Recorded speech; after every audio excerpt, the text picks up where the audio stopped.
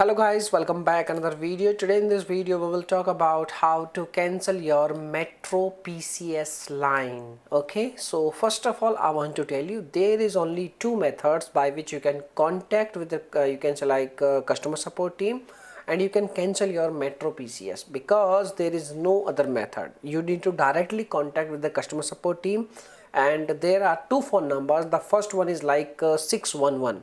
You need to use your T-Mobile and Metro by T-Mobile phone, and you can dial 611 and you can get in touch with the customer support team, and you can tell them that you wish to cancel your service, or you can directly visit on this page which is available in our video description box. Also you can contact with the customer support team by dialing their official phone number. Okay, so this is the information. Now if you have any questions you can make a comment. I will reply very soon, and all the phone numbers you can get in the video description box. Okay, so all phone numbers are official phone numbers of Metro by T-Mobile. Okay, so thanks for watching this video, and bye bye, take care, be safe, be secure, and bye bye.